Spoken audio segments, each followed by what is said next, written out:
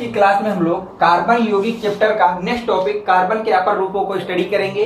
और इसमें से क्या है कि आपके बोर्ड में 2 नंबर का क्वेश्चन 100% इस टॉपिक से आना ही आना है। इसका मतलब ये जो टॉपिक है ये आपके लिए very very very most important topic है। अब देखिए, कार्बन के अपर रूप में आपको कुछ चीजें पहले एक इंडेक्स बना लेते हैं कि हमको इस चैप्टर के अंतर्गत क्या क्या पढ़ना है और फिर हम आगे की तरफ चलते हैं। पहली चीज है कि अपर रूप क्या होते हैं, कि कार्बन के जो अपर रूप हैं वो क्या होते हैं। देखिए, कार्बन के अपर रूप का मतलब कुछ नहीं होता। अपर रूप से आप लोग कुछ ऐसा याद रखिए, फोटो। अपर रूप का मतलब होता है फोटो। फोटो का मतलब जब हम लोग जाते हैं फोटो खिंचाने, क्या करने भैया, फोटो खिंचाने जाते हैं, तो ऐसा तो है नहीं कि आज हम जो कपड़े पहन के गए हैं 1 महीने या 2 महीने बाद हम उन्हीं कपड़ों को पहनकर अगली फोटो खिंचाने जाएंगे। क्योंकि हम हर बार जब फोटो खिंचाने जाते हैं एक नए तरह का कपड़ा पहन के जाते हैं, लेकिन उस कपड़े के अंदर जो बॉडी होती है वो हमारी ही होती है, वो फिक्स होती है, वो तो नहीं बदलती ना। तो यही सेम चीज होती है अपर रूप। अपर रूप का मतलब है एक ही चीज का अलग अलग रूपों में पाया जाना। एक ही चीज का अलग अलग रूपों में पाया जाना। एज अ लाइक का फोटो। एज अ लाइक कैसे भैया, फोटो। जैसे कि हम अपनी फोटो की बात करें, क्या होता है, आज जैसे हम गए फोटो अपनी मार्केट में खिंचा आए, बढ़िया नया कपड़े पहन के गए, खिंचा के चले आए। अब जब खिंचा के आए 2-3 महीने बाद हमको अगली फोटो की जरूरत पड़ी, तो हम ऐसा तो नहीं कि वही कपड़ा ढूंढते रहते हैं भैया पिछली बार हमने कौन सा कपड़ा पहन के गए थे। हम क्या करते हैं, फिर एक नया कपड़ा निकालते हैं और उसको पहनते हैं, जाके फोटो खिंचा के आते हैं। तो अब की बार जो फोटो आएगी और जो पहले फोटो आएगी, दोनों सेम ही इंसान की फोटो है, एक ही आदमी की दोनों फोटो है, लेकिन दोनों फोटो अलग है। इसके ड्रेस अलग है और इस फोटो का ड्रेस अलग है। उसी चीज को बोलते हैं अपर रूप। तो अब समझ में आ गया अपर रूप क्या होता है। किसी भी चीज की अलग अलग फोटो कितने तरीके से उसको देखा जा सकता है, वही आपका क्या कहलाएगा, अपर रूप कहलाएगा। आपको ये कॉन्सेप्ट कंप्लीट हो गया कि नहीं, कि कार्बन के अपर रूप क्या होते हैं। कार्बन की बात ही छोड़िए, बात पकड़िए सीधे कि अपर रूप। अपर रूप का आपका सिंपल सा मतलब इतना है कि फोटो होता है। अब वो कार्बन है, मतलब कार्बन की कितनी तरह की फोटो पाई जाती है। फोटो का मतलब क्या है, कितने तरह के स्ट्रक्चर पाए जाते हैं। तो अब पढ़िए, देखिए, किसी तत्व के 2 या 2 से अधिक रूपों में पाए जाने पर उन्हें अपर रूप कहते हैं। बिल्कुल सही बात है उसने जो बात बोली है।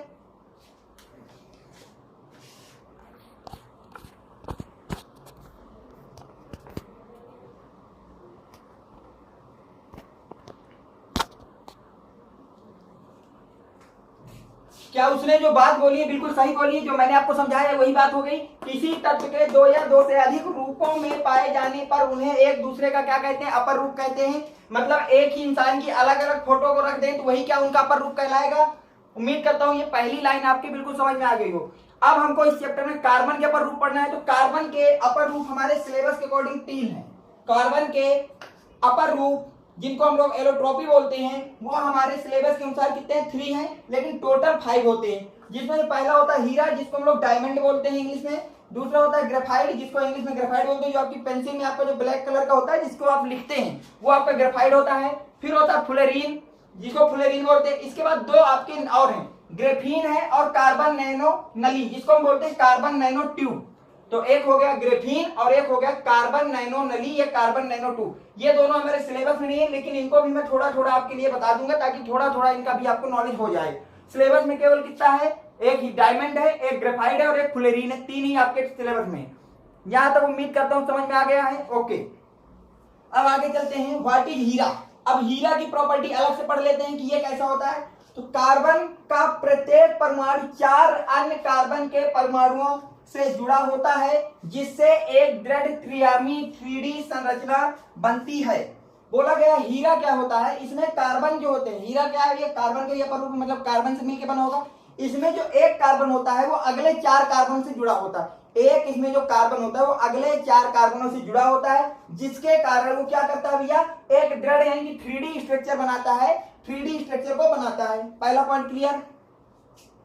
अगला पॉइंट क्या कह रहा है, प्रत्येक कार्बन एक दूसरे से एकल आबंध द्वारा जुड़े होते हैं। कि वो जो 4 कार्बन आपके हीरे की स्ट्रक्चर में होते हैं, उनमें से जो कार्बन होता है वो सारे कार्बन एक दूसरे से सिंगल बॉन्ड के द्वारा जुड़े होते हैं, एक बॉन्ड के द्वारा जुड़े होते हैं। अतः इसकी संरचना एकल आबंध होती है। अतः इसकी संरचना एकल आबंध होती है। यहां तक नोट करिए, इसके आगे फिर चलते हैं। देखिए अगला पॉइंट क्या है, हीरा अब तक का ज्ञात सबसे कठोर पदार्थ है। आपकी पृथ्वी में या आपके पूरे ब्रह्मांड में अगर अब तक का ज्ञात सबसे कठोर पदार्थ की बात की जाए तो आपका हीरा ही है। सबसे कठोर जो पदार्थ अब तक आपकी पृथ्वी में पाया जा गया है वो आपका कौन सा भैया? हीरा है।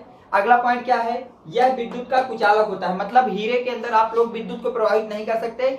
हीरे में आपने हीरे के एक तरफ आपने करंट फ्लो कर दिया और दूसरी तरफ आपने हीरे को पकड़ लिया, तो उससे किसी भी तरह का करंट फ्लो नहीं होगा, वो आपको किसी भी तरह की विद्युत धारा को प्रभावित नहीं होने देता है। अगला पॉइंट क्या कह रहा है? इसका उपयोग आभूषणों में जो है, हीरे का उपयोग आभूषण किया जाता है। आपने सुना होगा डायमंड का नेकलेस, डायमंड की रिंग, ये सब लोग अपने बनवाते हैं। तो इसका उपयोग जो है डायमंड का हम लोग किस में करते हैं? आभूषणों में करते हैं, कांच को काटने के लिए। हाँ, जो आपके कांच काटने के लिए एक कटर आप लोग वो यूज करते हैं, जो हमारे कांच के लोग कांच का जो काम करते हैं मिस्त्री, वो कौन सा होता है? उस कटर में आपका वो लगा होता है, क्या बोलते हैं उसको? हीरा। उस पर आपका डायमंड लगा होता है, इसलिए हमने लिख दिया कांच को काटने के लिए। कांच को अगर कोई काटता है तो केवल हीरा ही काट सकता है, तो कांच भी काफी कठोर पदार्थ होता है। तो कांच को काटने में तथा घिसने में, अगर आपको कांच को घिसना भी है, चिकना करना है, तो उसमें भी हमको हीरे का ही उपयोग करना पड़ता है। हीरे का घनत्व 3.5 ग्राम पर सेंटीमीटर क्यूब होता है। हीरे का जो आपका घनत्व होता है वो 3.5 ग्राम पर सेंटीमीटर क्यूब होता है। इस वैल्यू को याद रखना है आपको। ओके, अब चलते हैं, ये तो आपको हीरे की बात हो गई अब तक। अब हम बात करते हैं किसकी भैया? ग्रेफाइट की। किसकी बात करते हैं भैया? ग्रेफाइट की। तो देखिए ग्रेफाइट में आपको क्या क्या याद रखना है?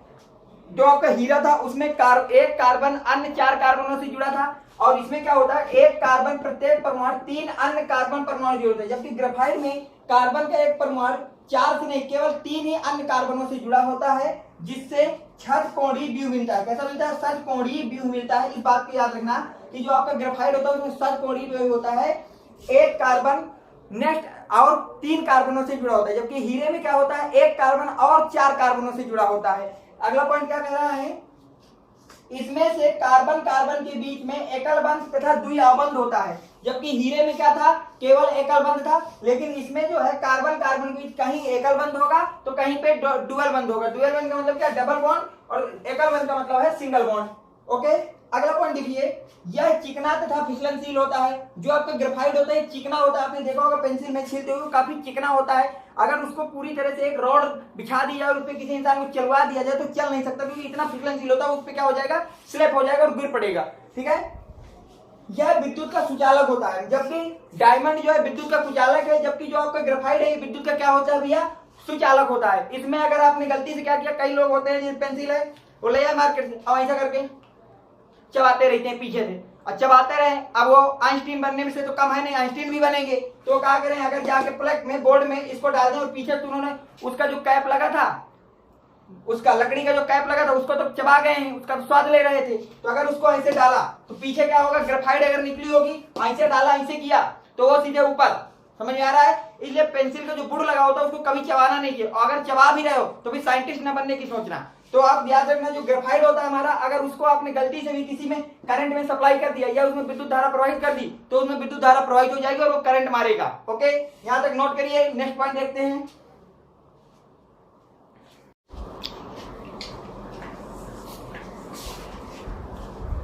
देखिए उसी ग्रेफाइट के कॉन्सेप्ट को कुछ और आगे कंटिन्यू करते हैं।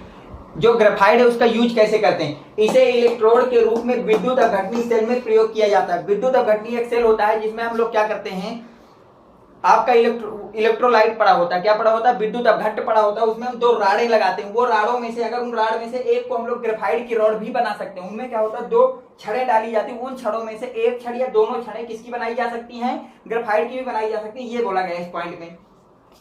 जो आपकी पेंसिल होती है, पेंसिल में भी ग्रेफाइट का प्रयोग किया जाता है। ओके, इसका घनत्व 2 से लेकर 3 ग्राम पर सेंटीमीटर क्यूब के बीच में होता है। इसका घनत्व कितना होता है? 2 से लेकर 3 ग्राम पर सेंटीमीटर क्यूब होता है। 2 से लेकर 3 ग्राम पर सेंटीमीटर क्यूब होता है। ठीक है, तो आज हमने कार्बन के अपर रूप क्या होते हैं इस विषय में डिस्कशन किया, हीरा का विषय में जानकारी ली, ग्रेफाइट के विषय में जानकारी ली। नेक्स्ट वीडियो में हम लोग पढ़ेंगे डिफरेंस बिटवीन ग्रेफाइट और डायमंड, मतलब आपके हीरा और ग्रेफाइट में क्या अंतर होता है। इसको वैसे पढ़ाने की कोई जरूरत नहीं, क्योंकि मैंने हीरे के अलग पॉइंट लिखा दिए हैं, ग्रेफाइट के अलग पॉइंट लिखा दिए हैं। चाहे तो दोनों का एक तरफ हीरा हेडिंग डाल लेंगे, एक तरफ ग्रेफाइट हेडिंग डाल लेंगे, और इधर के पॉइंट उतार लेंगे, उधर के उधर डाल लेंगे, तो ये अंतर हो गया। लेकिन मैं फिर भी आपके लिए मैं इसको दोबारा करवा दूंगा, और जो अगला टॉपिक हम पढ़ेंगे उसमें आपको ये चीजें पढ़ेंगे, और इसके बाद हम लोग फुलेरीन के विषय में पढ़ेंगे।